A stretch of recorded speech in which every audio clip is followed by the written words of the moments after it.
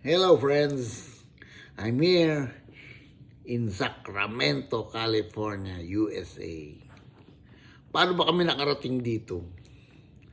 Dalawang paraan para makarating ka rito sa Amerika. Either na-petition ka ng kamag-anak mo or na-sponsor ka ng company kumuha sa'yo. Yung dalawang paraan na yun, meron ako. Yung kapatid ko nakapag-asawa ng American citizens noong 1991. At nung naging US citizen yung kapatid ko noong 1994, pinetition niya yung daddy ko. Unfortunately, yung daddy ko na-stroke at namatay noong year 2020. Then after nun, kami na ang pinetition, sibling petition. Natatakbo ng 20 years. So may target date 20 years. So, sinabihan kami ng kapatid ko na magbigay na kayo sa akin ng mga birth certificate, marriage contract. Nataon ng mga panahon na yun, may anak ako, may asawa ako, pero hindi ako kasal. So, sinabihan ako na magpakasal ka na para makakuha na kayo ng marriage certificate. So, nung panahon na yun, buti na lang may mga kaibigan ako, mga pastor na pakiusapan ko. In just 2 weeks, pakasal kami sa may kolon. Walang preparation yung biglaan. Then, nung panahon na yun,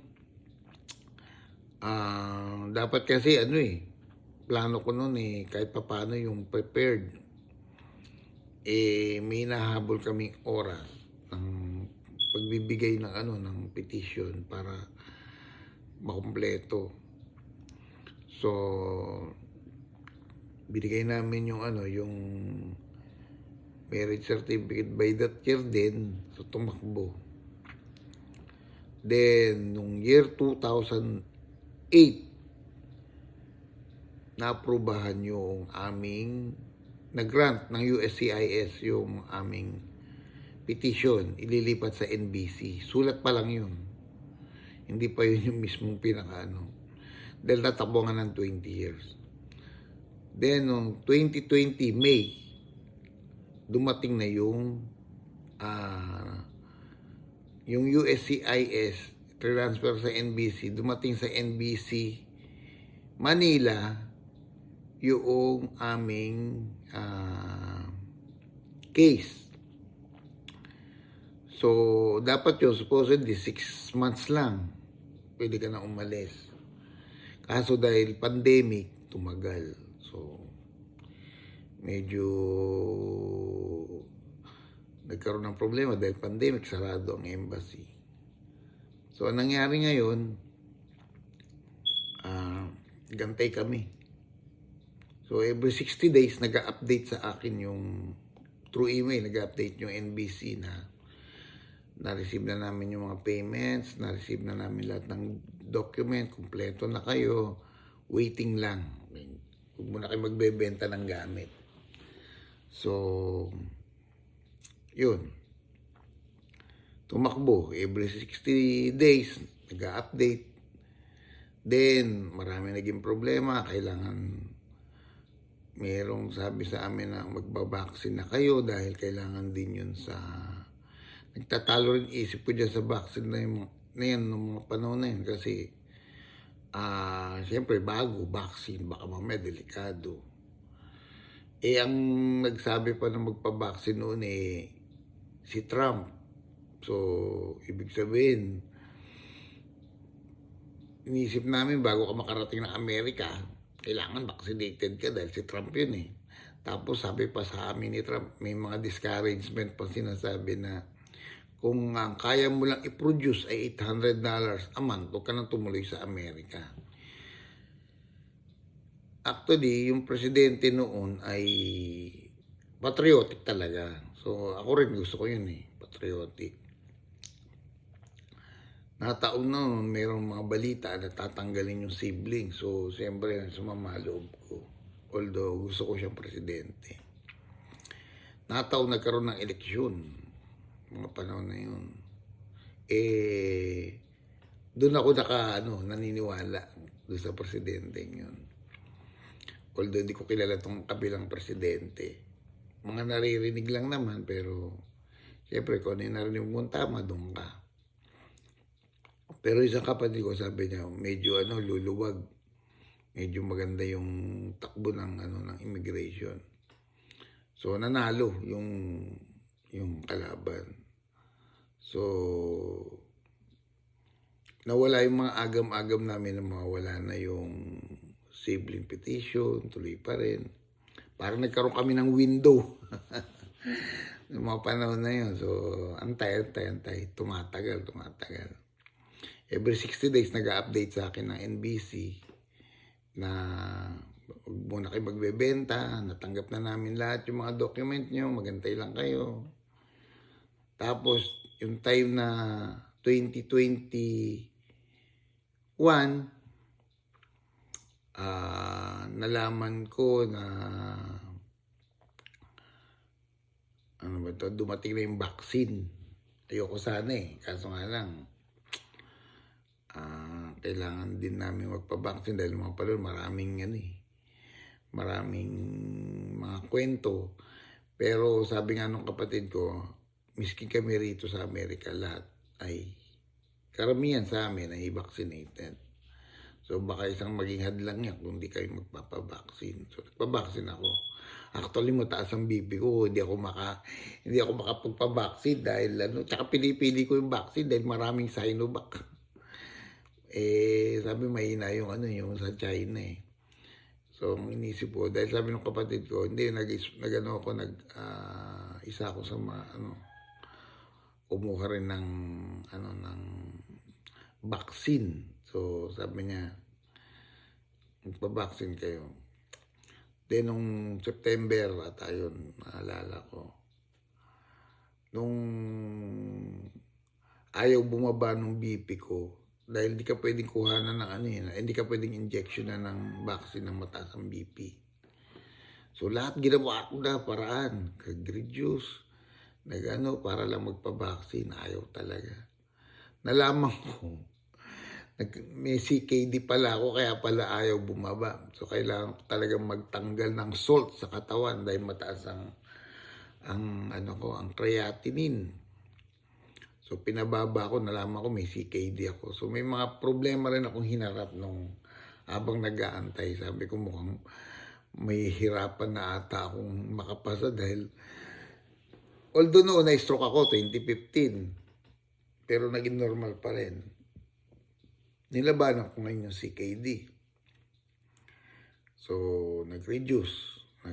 So, nung bumaba na yung BP ko, pero nag-take up pa ako na ng,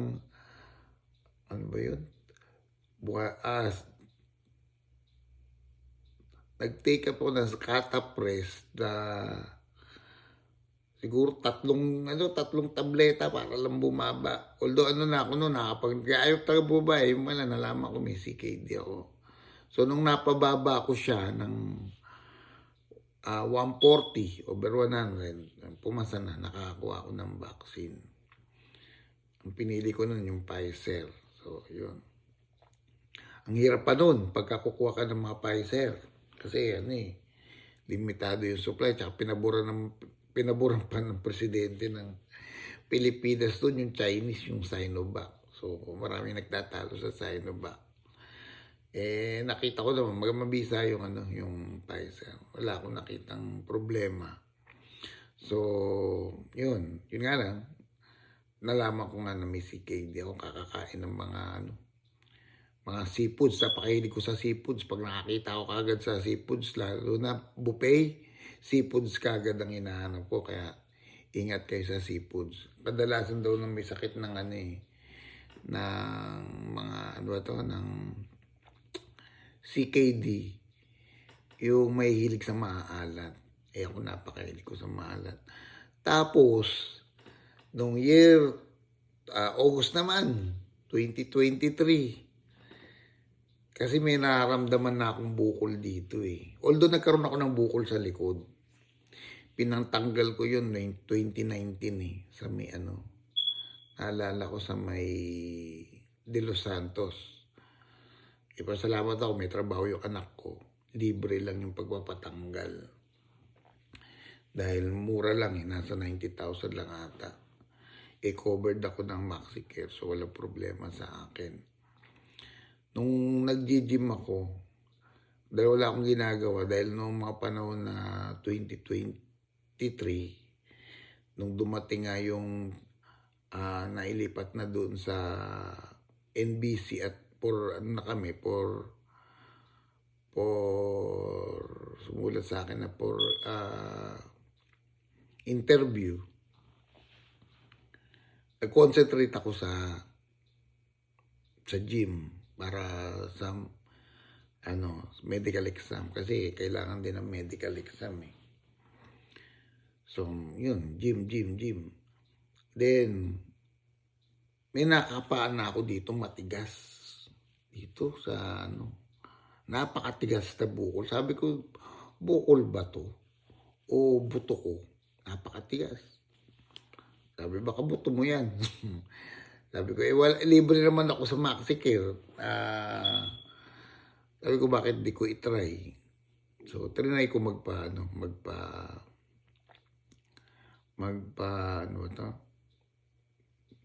laboratory,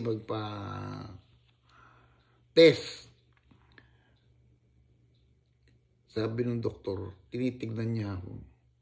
Sir, sabi niya, tumakbo ka sa Capitol. Uoperahan ka na. Ha? Bakit?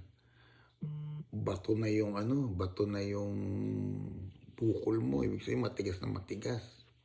Kailangan tanggalin yan. Naku, sabi ko. Kailan? At sabi, immediately, sabi niya, takbo ka na kagad. Nagbigay ng pangalan ng doktor. Ako naman, kinabad, dahil doktor yung kausap ko eh. Iniisip ko nga noon, ito naman baka sabi ko, nangungumisyon lang. Kaso doktor din eh. So, try ko lang, wala namang masama. Pagdating ko doon sa Capitol, sabi nga ng doktor, immediate na yan. Pero nung sinabi ko doon sa kapatid ko, hindi, mag-second opinion ka muna. Meron kami kamag-anak dyan sa may National Kidney sa Heart Center, si Dr. Rigor. Mag-second opinion ka, hindi kagad yung magpapa-opera ka. Nalaman, meron akong thyroid dito. Isang buko lang yun nakita na kailangan tanggalin. Cancerous daw, sabi ng doktor sa Capitol. So, kinabahan na naman ako. Sabi ko, mukhang di na ako makakarating. Kawawa naman yung mga anak ko. Ang panalangin ko lang, makarating lang sa amin at madala sila kung okay na ako. Sabi ko, Lord, pagbigyan mo na ako. Maihatid ko lang, maging future lang ng mga anak ko sa Amerika, okay na. So, nung nalaman kong cancer, isa rin yan sa naging problema ko. Kasi binayopsy, NMRI. Actually, yung biopsy hindi. Dahil sabi, huwag ka na magpa-biopsy. Kasi kita na eh. Kita na yung appearance sa labas eh. Kung iba-biopsy mo yan, ganun din ang magiging resulta, gagastos ka lang. Alam ng cancer eh. Ang mangyayari na lang dyan, pag na-operahan, tsaka natin i-biopsy para malaman kung anong stage ka. Meron palang ganun. So, dahil naniniwala naman ako sa doktor, tsaka sinabi rin nung pamangking kong doktor na kailangan na talaga ma-operahan. Yung nag-opera sa akin, sana yun ang mag-o-opera sa akin. Kaso nga lang, may date yung yung health card ko. At saka yung anak ko kasi magre-resign dahil kailangan bago kami umalis, nakapagpa-clearance siya. Kung hindi, baka magkaroon ng problema pag humingi ka ng clearance sa company. So, mas pinili ko na lang dito sa Capitol magpa-opera dahil unang-una, ang tanong ko rin, kasi yung dating doktor na yun sa De Los Santos, unang umopera sa akin, hindi niya nakita meron pa palang mga ibang bukol. The same bukol kasi, may bukol dito, tsaka may bukol dito. Kaso nga lang, ang unang nag-manifest yung dito sa likod, yung dito hindi. So sabi ko, sana nakita rin yun dahil na-biopsy. Na-biopsy ako nung una eh. Hindi naman cancerous, ano siya eh, benign eh. So, madaling tanggalin. Dito lang. Ano nga lang yun, 2 oras lang, umuwi na ako eh. Ito kasi, hindi eh. Inabot ako ng 1 linggo eh. So yun, nung na-operahan ako, so nalaman ko, 8. 8 bukol, tapos pati thyroid tinanggal. Tapos sabi, magkakadugtong daw yan doon sa loob. Tapos kailangan mong irradiation. Tapos sabi sa akin, sa radiation, baka ma-detect ka pagka ikaw ay umalis, kailangan mo ng certificate na meron kang kailangan mo ng certificate na nagkaroon ka ng radiation para pag na-plug down ka dun sa airport, meron kang certificate may pakita na naoperahan ka. So dumo pa doon, ang dami ko, siguro yung pinakamalaking problema ko na yung maharap ka na may cancer ka. Kasi inisip mo, mamamatay ka na. Tapos inisip mo na hindi ka matutuloy kasi bagsak ka na kagad sa medical. Pero sabi ko nga, naniniwala ako sa tadhana. Maniwala ka sa future mo, maniwala ka sa dinisign sa iyo ng Diyos. Kung diyan ka, diyan ka. Walang makakapigil doon kahit anong bali-baligtad gawin mong pagbabago. Kung ang design sa iyo ng Diyos, yun na yun eh. So, tatakbo ka lang kung paano ka dinisign ng Diyos. So, doon ako tumatakbo. Kung ano yung alam kong design at inilagay sa isip ko, yun ang magmamanifest eh. So, tuloy lang.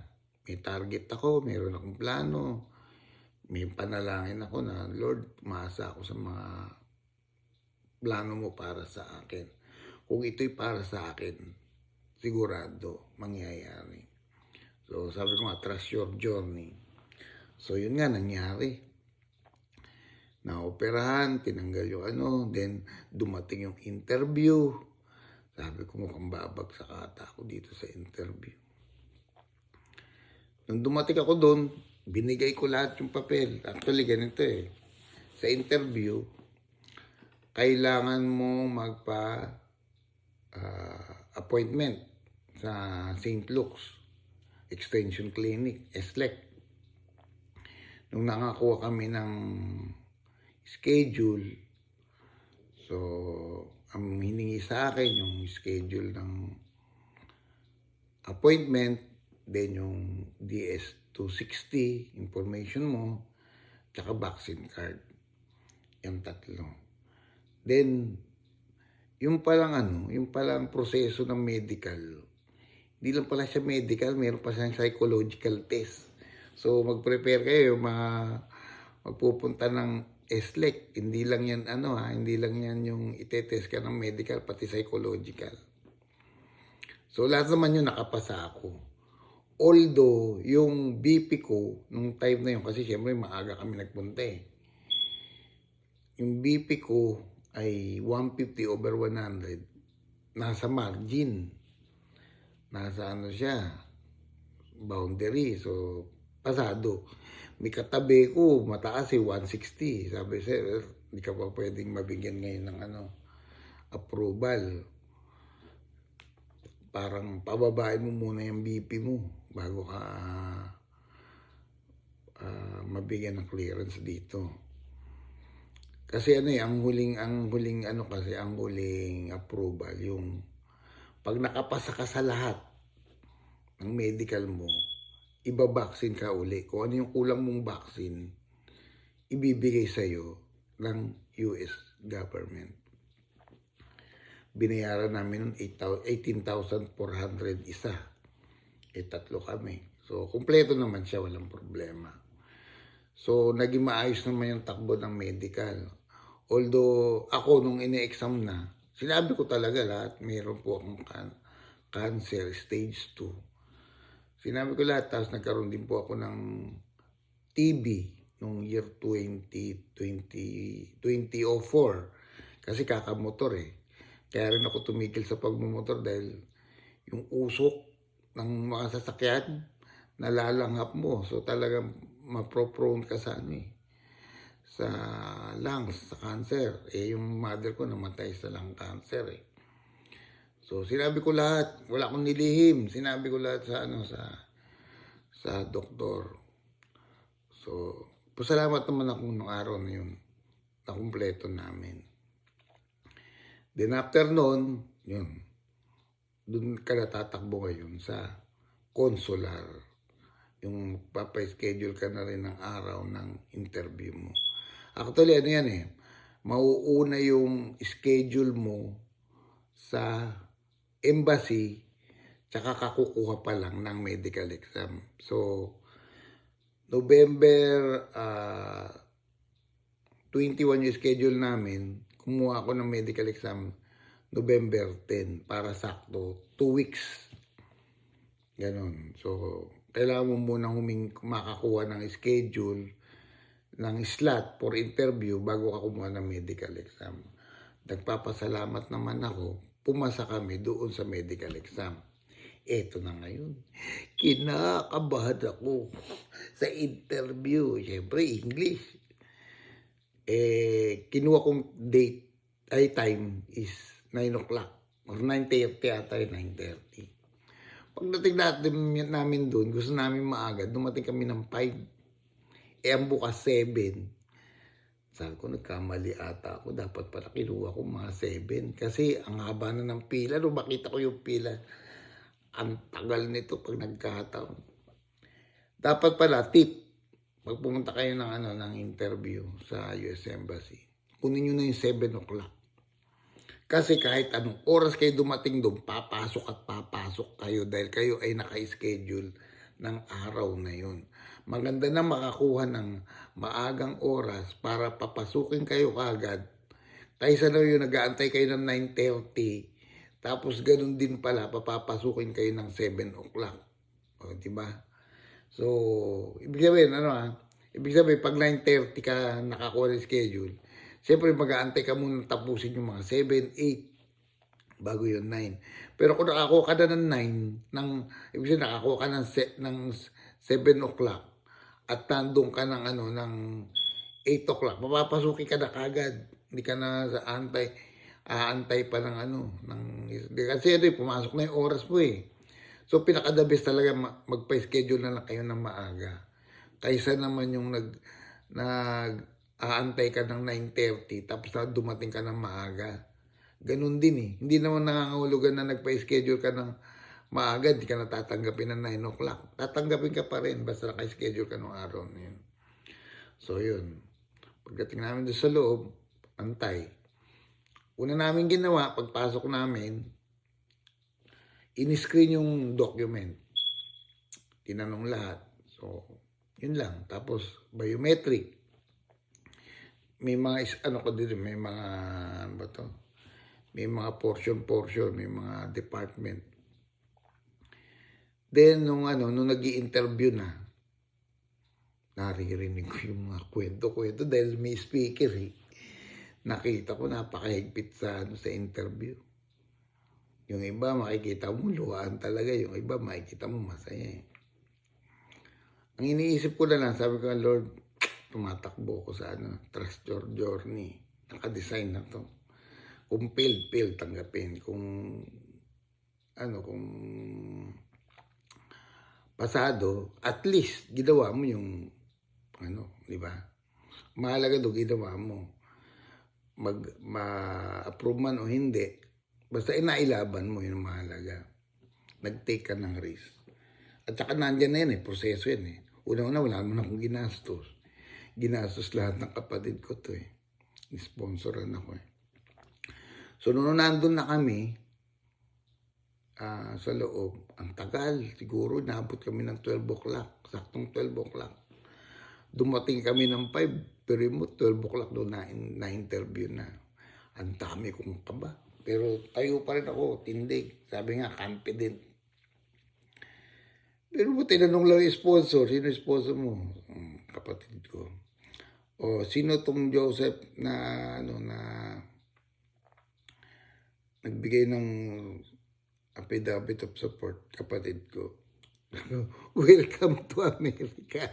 Pinag-pledge lang kami na wala akong kaso, wala akong ganito. Ibig sabihin nyo bang, ano lang, formality lang. Wala, saglit lang. Basta kumpleto, dokumento mo, legal na legal ka. Huwag kayong kabahan. Approve ka agad. So, sobrang saya namin. Kasi nagkaroon kami ng bad experience dyan noon eh.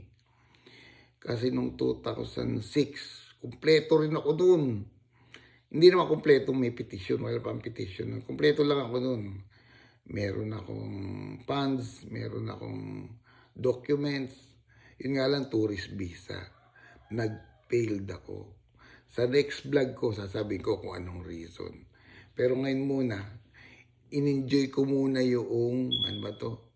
Yung pagkaka-approve namin. Kaya kami nung anak ko, nung last time na pumunta kami ng anak ko dyan, umiyak yung anak ko kasi pinangakuhan ko ng Disney ang land yun eh.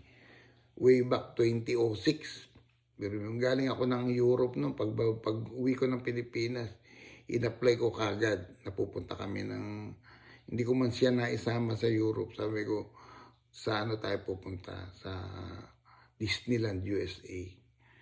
So yun, nag-apply ako, tapos nag-fail. So yun malungkot. Pero sabi ko nga eh, anak, naalala mo ba nung huli natin pumunta rito? Grabe, di ba? Iyak tayo ng iyak. Ngayon naman sobrang tuwa. Di ba? 3 pa kami na na-aprobahan. So, yun. Yun ang naging dahilan kung bakit kami nakarating dito sa Amerika. Sabi ko nga eh, tiwala lang talaga. May espiritong nag-guide sa atin. At yun ang